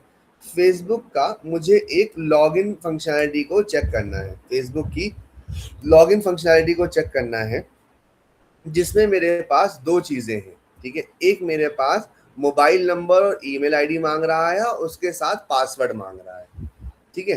तो अब मुझे इन दोनों की फंक्शनैलिटी के बनाना, जैसे मोबाइल और ईमेल तो हम बना ही चुके हैं, पासवर्ड के केस में हमारे पास 3 बन जाएगा, correct password, incorrect password, blank password, ठीक है। तो हमारे पास 4 बनेंगे मोबाइल नंबर के, 4 बनेंगे ईमेल आईडी के और 3 बनेंगे पासवर्ड के, सॉरी 3 बनेंगे मोबाइल नंबर के, 3 ईमेल आईडी के और 3 पासवर्ड के। तो हमारे पास टोटल बनेंगे करीब 9, और एक लॉगिन फंक्शनैलिटी 2 ऊपर बन जाएंगे। ये बन जाएगा बनाते? Yes sir. ठीक है, बढ़िया। तो इसको बनाना, कोई डाउट हो तो मुझे पूछ लो अभी इससे। सर 9 केसेस हैं टोटल। हाँ देखो 9 केसेस कैसे होंगे ना, एक मोबाइल नंबर के बनेंगे 3, यस ठीक है, ईमेल आईडी के बनेंगे 3, पासवर्ड के बनेंगे 3, फिर एक बनेगा लॉगिन फंक्शनैलिटी का और एक बनेगा क्लिक ऑन द लॉगिन, तो 11 बन गए ना हमारे टोटल। भाई एक वेब पेज ओपन करवाओगे, एक लॉगिन पे क्लिक कराओगे। हाँ जी सर, डन ठीक सर। है, बढ़िया। यहाँ तक कोई डाउट हो तो मुझे बताओ। कोई डाउट नहीं, बढ़िया। अच्छा एक चीज ना, क्वेश्चंस ना बहुत बेसिक से जो हम पढ़ रहे हैं ना यही पूछे जाते हैं। फॉर एग्जांपल मान लो पूछे रीटेस्टिंग क्या होता है, हमने ये पढ़ा है रीटेस्टिंग क्या होता है, तो क्या बोलेंगे क्या होता है रीटेस्टिंग? कोई बताएगा मुझे? सर हम एक बार डेवलपर से हमें रिस्पॉन्ड मिल जाए, उसके बाद हम रीटेस्ट करते हैं कि इशू सॉल्व हुआ भी है कि नहीं हुआ है। बढ़िया। रीटेस्टिंग मतलब सारी चीजें सही है कि नहीं है, एक बार उसको दोबारा टेस्ट कर लिया है और वेरीफाई कर लिया है। हाँ बट एसेंशियली यहाँ बोलना क्या है कि test by the tester again, that is known as retesting. Developer के फिक्स करने के बाद जब हमारे पास बग आता है हम उसको रीटेस्टिंग कहते हैं। सर एक बार दोबारा बोल सकते हो, क्या मेरा अब आया नेटवर्क बीच में, वो आपकी क्या आवाज हो रहा है, जो रीटेस्टिंग है वो हम कब कर रहे हैं, जब डेवलपर ने बग फिक्स कर दिया है, तो after fixing the bug by the developer a tester again test the functionality, that is known as a retesting. वो दोबारा तो कर रहा है, लेकिन कब कर रहा है, जब डेवलपर ने बग फिक्स कर दिया है। तो उस जब दोबारा कर रहा है तो उसको हम क्या बोलेंगे, रीटेस्टिंग कहेंगे। सर मतलब बग को फिक्स करने के बाद जस्ट वेरीफाई कर चुके हैं, वही होगा ना हाँ, बेसिकली वो रीटेस्टिंग। रीटेस्टिंग कहलाएगी। ओके सर, तो मतलब वो एक बार टेस्ट होके बग आया, फिर बग सॉल्व होने के बाद टेस्ट हुआ बेसिकली। यस, एक बार मैंने टेस्ट किया, मैं टेस्टर हूँ, मैंने बग को फाइंड आउट किया, बग को डेवलपर को असाइन किया, असाइन करने के बाद डेवलपर ने फिक्स कर दिया। अब मैं डेवलपर के फिक्स करने के बाद जब टेस्ट करूंगा तो वो मेरी रीटेस्टिंग कहलाएगी। ठीक है सर। ठीक है ना, चलो बढ़िया, आगे समझते हैं। ज्यादा तो नहीं हुआ ना, चला सकते हैं आगे। हाँ जी सर। ठीक है, हमारे पास अगला एक कंसेप्ट होता है जिसको हम बोलते हैं what is functional and non functional testing. ठीक है, क्या बोलेंगे, functional and non functional testing. ठीक है, समझना सर दो आज 10 चीजें। बजे वाली क्लास नहीं है। आज 10 बजे वाली क्लास नहीं है मैडम, मैं एक ही व्यक्ति हूँ, दो टाइम पर एक समय में कैसे पढ़ा लूँ। सर आज ही पढ़ा दो, आज पूरा सर एनर्जी है सुबह सुबह पढ़ने की। हाँ, इसको अपन आज ये कर लेते हैं ना रूपांशी, कल फिर आगे का करते हैं। ठीक है, रूपांशी थी ना, कौन था? सर मैंने पूछा था। हाँ, अनु आज नहीं है, आज क्या अपन ये कंप्लीट कर लेते हैं ना। ठीक है, next is known as the functional testing. Functional testing क्या होता है समझना। हमारे पास एक क्लाइंट की रिक्वायरमेंट है, हम क्लाइंट की रिक्वायरमेंट को जब टेस्ट करते हैं तो वो हमारा क्या कहलाता है, फंक्शनल टेस्टिंग कहलाता है। तो when we verify the client requirement, when we verify the client requirement functionality, when we verify the client requirement functionality, then it is known as functional testing. तो ये हमारा क्या कहलाएगा, फंक्शनल टेस्टिंग कहलाएगा। याद रखना, टेस्टिंग के इंटरव्यू देने जा रहे हो, ये functional testing, non functional testing, SDLC STLC यहीं से क्वेश्चन पूछेगा, और मैनुअल में तो यही पूछेगा, तो इसमें बिल्कुल गड़बड़ नहीं करना।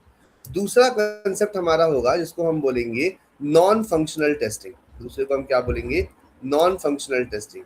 फंक्शनल टेस्टिंग में क्या करते हैं, फंक्शनल टेस्टिंग में जो चीज क्लाइंट ने बोली है अगर हम उसको टेस्ट करें वो हमारी फंक्शनल टेस्टिंग है।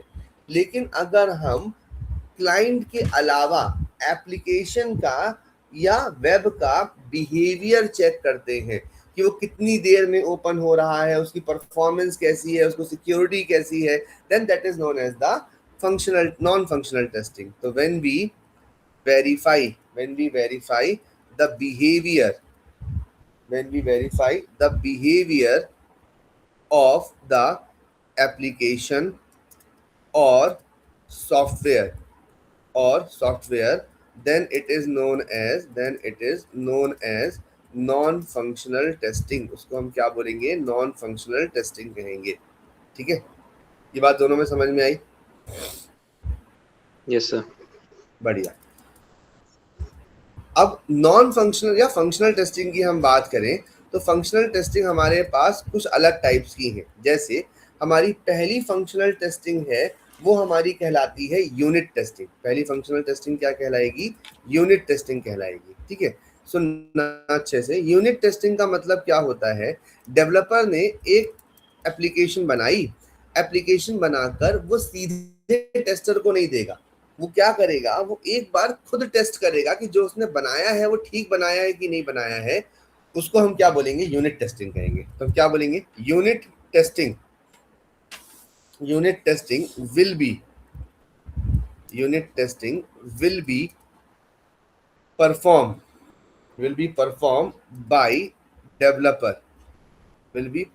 by developer to verify to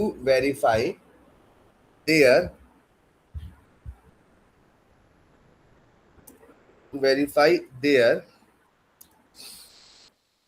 developed functionality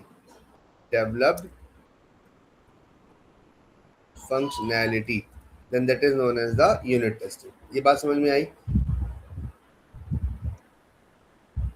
yes sir. सबको ना, मतलब डेवलपर ने एक एप्लीकेशन बनाई है, वो एप्लीकेशन बनाकर वो टेस्टर को देने के पहले एक बार खुद भी टेस्ट करेगा कि भाई जो चीज मैंने बनाई है वो ठीक बनाई है कि नहीं बनाई है, वो कहलाएगा हमारा यूनिट टेस्टिंग। ठीक है, फिर से अगर आपसे पूछा जाए कि बीइंग अ डेवलपर आप किस stage per unit testing perform करते हैं, तो आपका रिप्लाई क्या होगा कि unit testing is not perform by the tester, unit testing is perform by the developer itself, developer के साथ होती है। ठीक है, सेकंड हमारी होगी जिसको हम बोलेंगे इसको, हाँ बोलिए। वो बेसिकली डेवलपर ही टेस्ट कर रहा है ना कि जो बीए ने फंक्शनैलिटी दी है वो हो पा रही है कि नहीं हो पा रही। यस बिल्कुल। अच्छा, तो सर वो फिर टेस्टर को कब पास करेगा उसको? बस यूनिट टेस्टिंग परफॉर्म करने के बाद टेस्टर को दे देगा। अच्छा सर, वो फिर टेस्टर देखेगा कि इसमें बग आ रहा है कि नहीं आ रहा है। यस, फिर टेस्टर का काम है टेस्ट करने का।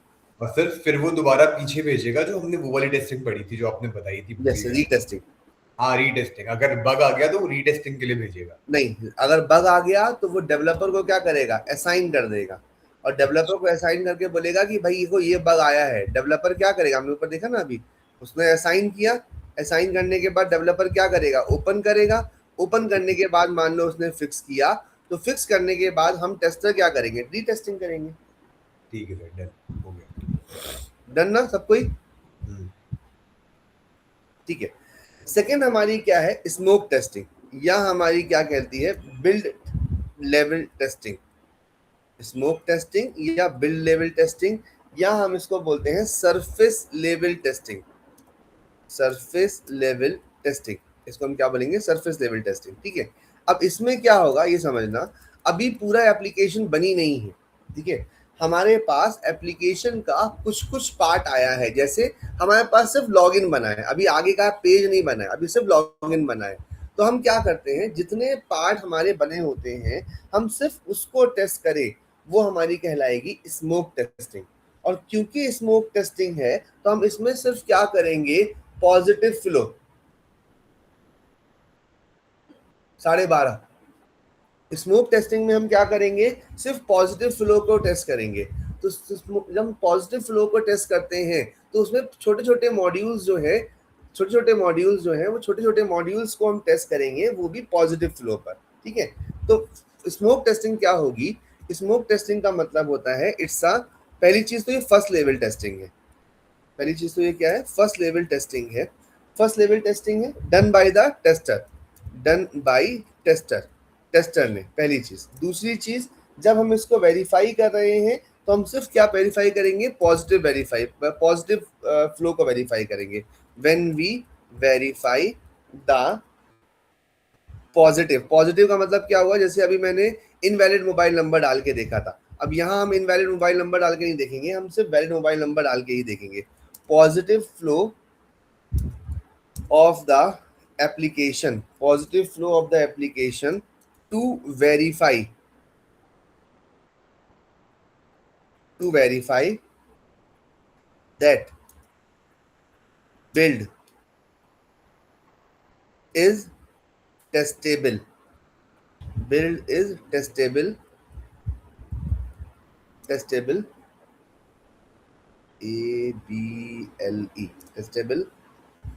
for next phase, or not।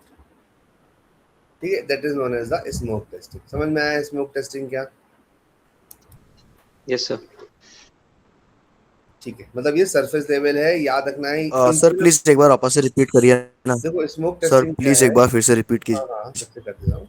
Smoke testing क्या है, इसको हम तब करते हैं जब हमारा सॉफ्टवेयर अंडर कंस्ट्रक्शन है, ऐसा बात कर लो। ठीक है, और इसमें हम ना सिर्फ सरफेस लेवल पे करते हैं, मतलब टेस्टर ने जो पहली टेस्ट परफॉर्म किया है टेस्टर का वो पहला टेस्ट क्या कहलाएगा, स्मोक टेस्टिंग कहलाएगा या सरफेस लेवल टेस्टिंग कहलाएगा। सरफेस लेवल टेस्टिंग में अभी सॉफ्टवेयर पूरा बना नहीं है, हम सिर्फ उसके बिल्ड के टाइम पर टेस्ट कर रहे हैं और हम सिर्फ पॉजिटिव फ्लो टेस्ट कर रहे हैं। पॉजिटिव फ्लो का मतलब क्या हुआ, जब मैंने यहाँ पर वो अमेजोन पर क्लिक किया था, ओपन किया था, तो अमेजोन पर जब मेरा ओपन हुआ था तो उस केस में जब उसने मुझसे नंबर मांगा तो मैं सिर्फ एक करेक्ट नंबर डाल के टेस्ट कर रहा हूँ कि चीजें ठीक कर चल रही हैं कि नहीं चल रही हैं, या करेक्ट ईमेल आईडी ही कर रहा हूँ। उसमें निगेटिव वैल्यू डालकर टेस्ट नहीं करूंगा कि वो इनवैलिड तो नहीं हो रहा है। हम सिर्फ पॉजिटिव फ्लो को टेस्ट करेंगे कि ये चीज जो है वो प्रॉपर्ली वर्क कर रही है कि नहीं कर रही है, उसको हम क्या बोलेंगे, स्मोक टेस्टिंग। ये बात ठीक है?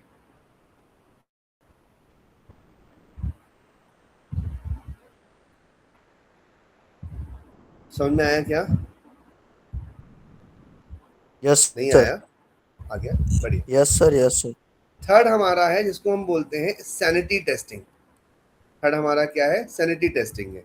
सैनिटी टेस्टिंग में क्या होता है, जब हमारे पास समय कम हो, ठीक है, तो हम पूरी एप्लीकेशन के सारी चीजों को टेस्ट नहीं करते, हम सिर्फ क्रिटिकल फंक्शनैलिटीज को टेस्ट करते हैं, उसको सैनिटी टेस्टिंग कहा जाता है। तो when we don't have enough time, when we don't have enough time to test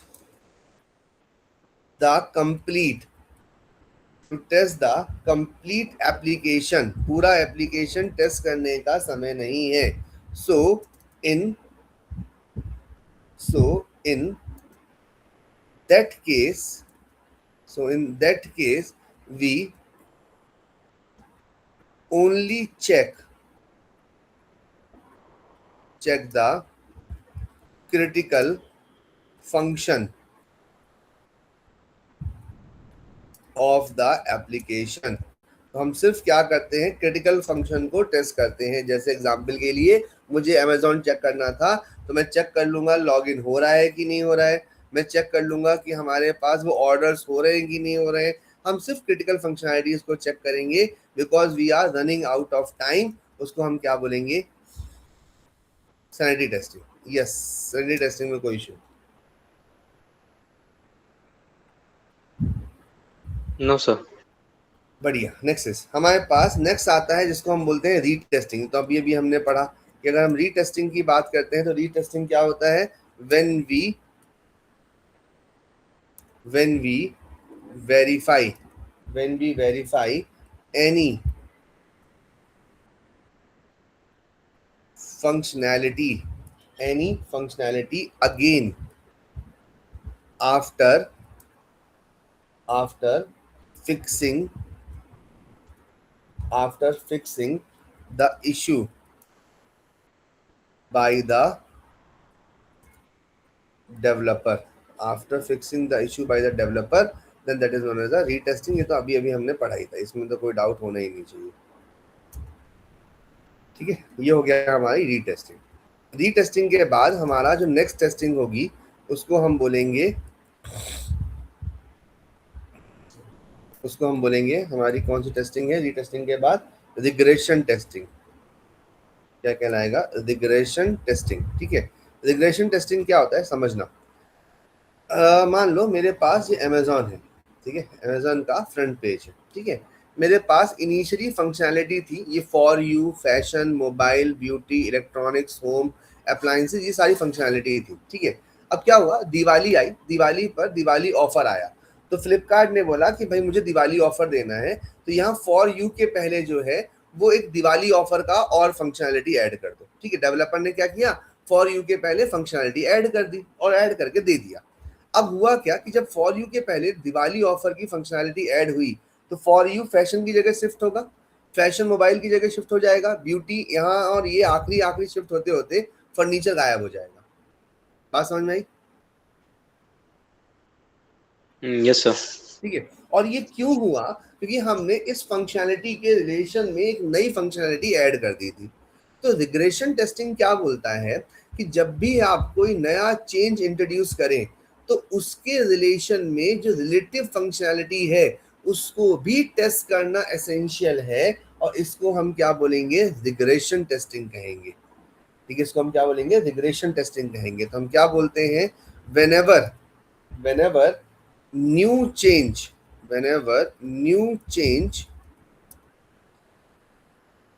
is come over, whenever a new change is come over the application, new changes come over the application, or any bug fixing required.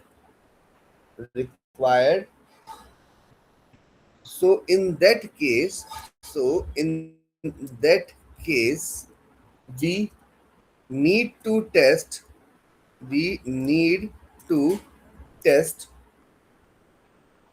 the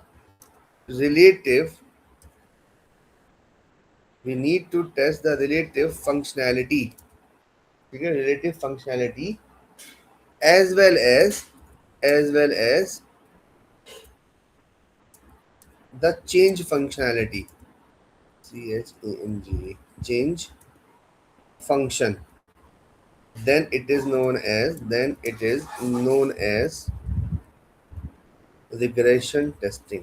ये बात समझ में आई कि नहीं आई? So basically sir जो new feature add हुआ है वो टेस्ट करना है, और उसकी वजह से जो चेंजेस पुराने फीचर्स में हुए हैं उनको रीटेस्ट करना है। बढ़िया। और उसको हम बोलेंगे क्या, हम उसको बोलेंगे रिलेटिव फंक्शनैलिटी। रिग्रेशन, फिर हम उसको क्या बोलेंगे, relative functionality. Okay sir. Okay sir, ये रिग्रेशन टेस्टिंग है। हाँ, और ये रिग्रेशन टेस्टिंग है। ठीक है सर। ठीक है, फिर हमारे पास एक नेक्स्ट टेस्टिंग होती है जिसको हम बोलते हैं इंटीग्रेशन टेस्टिंग। ठीक है, इंटीग्रेशन टेस्टिंग का मतलब क्या होता है, जैसा ऐसे समझो कि हम रेलवे का टिकट बुक करते हैं। अब रेलवे का टिकट IRCTC से भी बुक होता है, रेलवे का टिकट GPay से भी होता है, रेलवे का टिकट फॉर एग्जांपल पेटीएम से भी होता है। अब एक एग्जांपल समझते हैं, गरीब रथ एक ट्रेन है, ठीक है, उस गरीब रथ में B2 बोगी में 10 नंबर का सीट खाली है, ठीक है। अब उसमें समझो कि जब 10 नंबर की सीट खाली है तो ये पेटीएम पे भी दिखा रही होगी, गूगल पे भी दिखा रही होगी, IRCTC पे भी दिखा रही होगी। मैं बैठा एक जगह, सुमित बैठा एक जगह। सुमित ने उसको GPay से बुक करना शुरू किया, मैंने IRCTC से बुक करना शुरू किया। सुमित ने उसको पहले बुक कर दिया, ठीक है, और 2 मिनट के बाद मैंने भी बुक कर दिया। तो अब होगा कैसा कि जब सुमित उसको बुक कर चुका है तो B2 की 10 सीट नंबर किसका हो गया, सुमित का। अब मेरा भी बुक हो गया तो मैं भी सीट नंबर 10 पे ही जाऊंगा और कॉन्फ्लिक्ट होगा। तो उस केस में एसेंशियल क्या है, एसेंशियल ये है कि जब 2 या 2 से ज्यादा फंक्शनैलिटीज इंटरडिपेंडेंट हो तो उनकी इंटरडिपेंडेंसी के इंटीग्रेशन को चेक करना जरूरी है। इसका मतलब जैसे ही सुमित ने बुक किया, हर एप्लीकेशन पर एक मैसेज चले जाना चाहिए कि अब ये सीट बुक हो गई है, वेटिंग 1 चालू हो गई है। और उस केस में हम उसको क्या बोलते हैं, इंटीग्रेशन टेस्टिंग कहते हैं। तो हम क्या बोलते हैं, when we verify the dependencies, when we verify the dependencies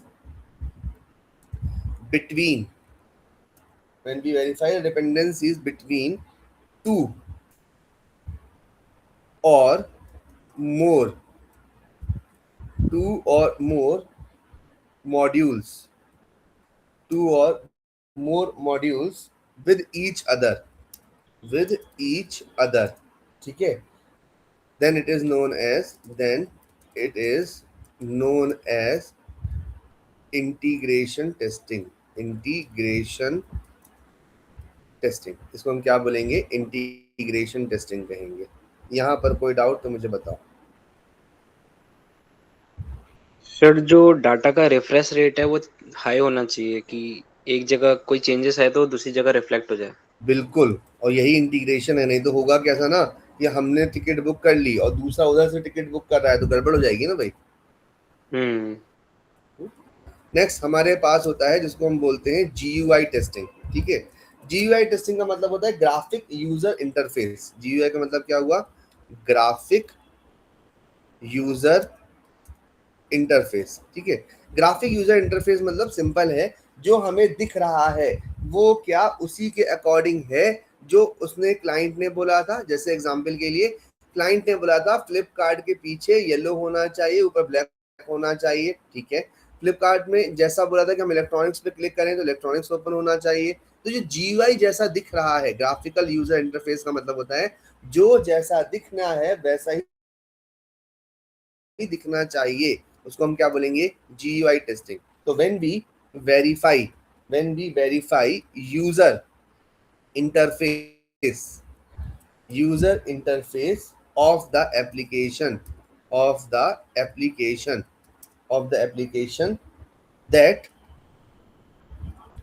that how it is look alike, जैसा उसने बोला था वैसा ही अगर दिख रहा है तो उसको हम क्या बोलेंगे, कम जीयूआई टेस्टिंग कहेंगे। यस, इसमें बताओ कोई डाउट? No sir. ठीक है। एक लास्ट हमारे पास टेस्टिंग होती है जिसको हम बोलते हैं कंपोनेंट टेस्टिंग। 8वीं टेस्टिंग है, क्या बोलेंगे, कंपोनेंट टेस्टिंग। कंपोनेंट टेस्टिंग का मतलब क्या होता है, जब एप्लीकेशन बन जाए तो एंड में हम सारी फंक्शनैलिटीज को एक बार चेक करते हैं, उसको हम बोलते हैं कंपोनेंट टेस्टिंग। तो when we verify each functionality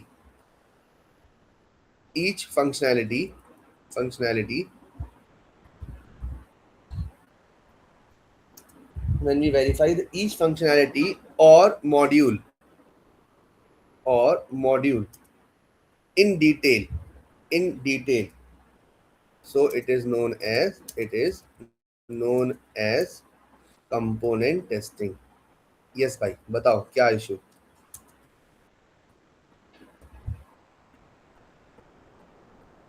sir जो 8th पॉइंट है उसमें हम डिफरेंट क्या कर रहे हैं? हम सारी फंक्शनैलिटीज को एक बार चेक करें, पूरा A to Z, मतलब जो एप्लीकेशन मेरे पास पूरी शुरू से बन के आई थी, हम वो सारी एप्लीकेशंस को एक बार ऊपर से लेकर एंड तक पूरी चेक करेंगे, वो हमारी क्या कहलाएगी, फंक्शनल टेस्टिंग कहलाएगी। Okay sir. और सर जीयूआई टेस्टिंग में हम वो सब भी देखते हैं ना, क्लिक, हम जैसा स्मूथनेस ऑफ एप्लीकेशन द दिख ऐप। रहा है ना, हम वैसी बात करते हैं। जैसे एग्जांपल के लिए मान लो ये गूगल मीट है, तो इस गूगल मीट में मुझे यहाँ पर मेरे वो दिखने चाहिए, पार्टिसिपेंट्स दिखने चाहिए, नीचे मेरे पास ऐसा कुछ दिखना चाहिए, ये मेरी जीयूआई टेस्टिंग है। Okay sir. ओके ना? Okay sir. ठीक है, और कोई डाउट किसी को? चलो एक काम करते हैं यार, अभी ना इसको यहीं रोकते हैं, ठीक है। इसको जितना पढ़ाया है ना इसको थोड़ा रिवाइज करो, मुझे एक क्लास इतनी ही और चाहिए। तो मैं ना रात के लिए एक मैसेज ड्रॉप करता हूँ, अगर आप में से सब लोग अवेलेबल रहेंगे तो हम एक 9 या 10 बजे एक क्लास और रख लेंगे 1-1.5 घंटे की, ठीक है। अभी इसको यहीं रोकते हैं, इसको रिवाइज कर लेना सब कुछ थोड़ा थोड़ा सा, ठीक है। Okay sir. ये फाइल मैं ग्रुप में भेज दूं क्या? हाँ जी सर। Yes sir. आज डेट क्या है यार? 17 में। हाँ, ये मैं ग्रुप में भेज देता हूँ। बाकी अपन इवनिंग के लिए मैं मैसेज ड्रॉप करूंगा, सब रिस्पॉन्ड कर देना थोड़ा जल्दी, ताकि अपन उस पर फिक्स करते हैं, ठीक है। Okay sir. ठीक है सर। चलो देखते हैं, इसको रिवाइज करना और टेस्ट केस बना के भेजना मेरे को। Okay sir. Okay okay sir.